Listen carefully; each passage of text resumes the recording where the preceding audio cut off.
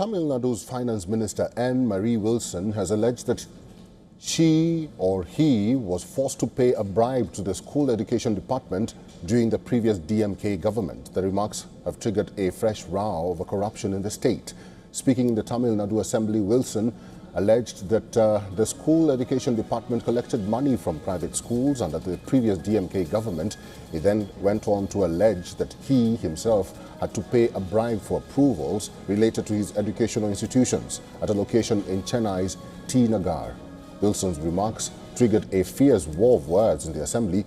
DMK MLA Anbil Mahesh, who was the school education minister under the previous DMK government, accused the TVK minister of making baseless claims out of personal vendetta.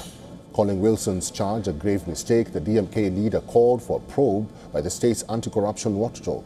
The former minister alleged that Wilson's allegations were retaliation for legal action taken against his educational institutions in December last year.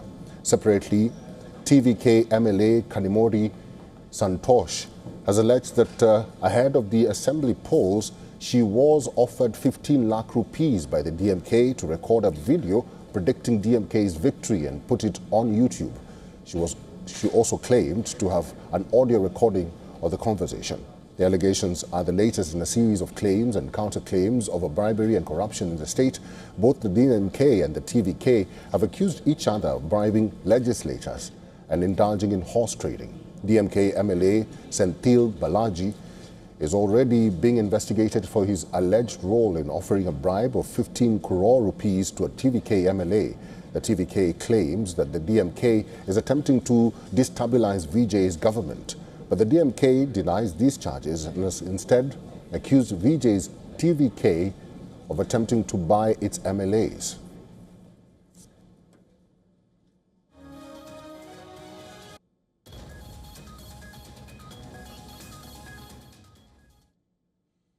Well, our principal correspondent, Siddharth MP, has been following this story for us and has been keeping track on the latest developments. Siddharth, welcome to the broadcast. I just want to know from you, these are serious allegations or serious charge that the minister has put out. What kind of political reactions have come up after the minister's comment?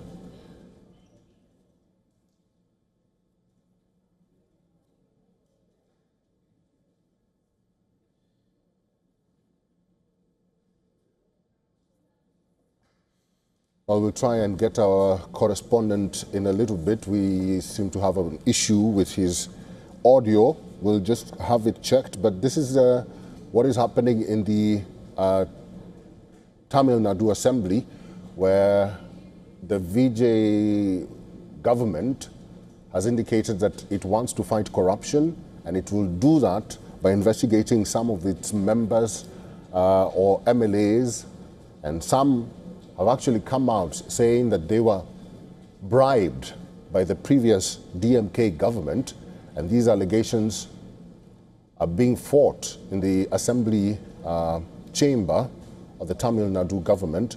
And remember, Vijay did say that he will fight corruption tooth and nail. So let's see how he plans to do that. Our correspondent is back.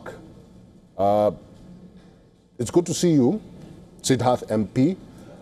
What are some of the reactions that are coming from the Tamil Nadu Assembly, given that this minister was very adamant in saying that the previous DMK government was bribing them? Yeah, so to put matters in perspective, the Finance Minister, Marie Wilson, who is also running multiple educational institutions as part of his family business, he has said that he was forced to pay a bribe by the earlier DMK regime's education minister, that is Mr. Anbil Mahesh. He was a former minister. In addition to that, there's also another TVK MLA, Kanimori, who has now come out and said that earlier, prior to the elections, prior to her joining Vijay's party, she went on to, she was actually running a YouTube channel, and she had a certain business where she would make predictions as part of astrology and based on astrology. So she has now come and claimed in the assembly that she was offered rupees 15 lakhs, 15 lakhs to make a certain prediction that the DMK would win the Tamil Nadu elections. She went on to say that at the time she was not even affiliated with the TVK or with any political party. but money was offered to her, more like a bribe, to influence her predictions and to make her tell that the DMK would win the election. So she goes on to say that she was not in public life until then. She was only an astrologer. She was only making predictions, but she was offered money to even alter public perception and sway votes perhaps in favor of the DMK by painting a picture that the DMK would win the elections. So there are more cases coming out where MLAs or people part of the ruling establishment are coming out with allegations saying that the earlier regime had tried to bribe them in some form or the other. So these, of course, are major allegations that are coming out. The DMK is saying, look, if you have such kind of allegations, you are free to use the investigation agencies, the vigilance authorities, and then probe all of this and then come out with a conclusion. That's what the DMK is saying. However, the ministers also maintain that they themselves are the evidence, they themselves are the victims of corruption and forced bribery. This is the stance that the TVK is taking. But of course, there's also the larger aspect that the opposition parties are alleging. They're alleging that the TVK is trying to divert from important issues in the state and, using such kind of excuses of bribery and such kind of other aspects to divert from the important aspects that are being discussed in the assembly. For example, one of the raging issues in the Tamil Nadu assembly right now is that of the Parandur airport project being cancelled because the opposition parties and the industry bodies are deliberating about what kind of economic impact this would have on Tamil Nadu and Chennai in particular, given that in the southern Indian states, there are so many states vying to build newer airports for their metro and tier 2 cities. So if Chennai does not have a new airport in the coming years, what will be the kind of economic prospects that Chennai will sort of tend to lose, and what will be the kind of impact that Chennai will have on its competitiveness as opposed to cities like Bengaluru, as opposed to cities like Hyderabad, and even the hubs that Andhra Pradesh is planning to have. Eric.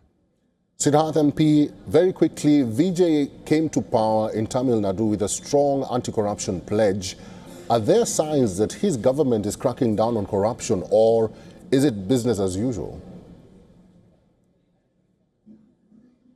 Well, the Vijay government has taken efforts to crack down on corruption, but the fact remains that multiple administrations have come to power saying this, but really what is reflected on the ground is what the people will have to really assess over months and years. It's not a one-day thing to say that corruption has been wiped out. The fact remains that we'll have to also look at wiping out corruption in line with how much development or how much government efforts and activity also takes place. Because, it's been mentioned in Tamil Nadu government documents that for the last 20 years, governments have been asking their own offices, government offices, to put up boards saying bribe taking and demanding bribe is an offense. But even the very government offices, part of the same system, have refused to implement this completely. They've not even, been willing to put up those boards. And this is on record in a government document issued by the Chief Secretary, the top bureaucrat of Tamil Nadu. So that document goes on to say that for the last 20 years, the government has been pushing its own offices, its own officials to put up boards in public that say that bribe taking and bribe giving is an offense.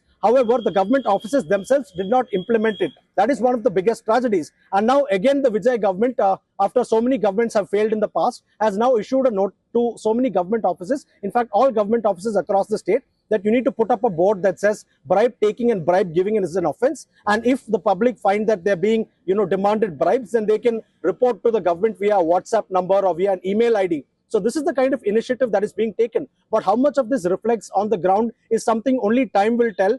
Because anti-corruption stance is one thing to say in political rallies and events, but really on the ground, how much it reflects to the last person on the ground is what we'll have to really see, Eric. And that's something that will take some time to really see results. Siddharth MP is our principal correspondent. Siddharth, thank you.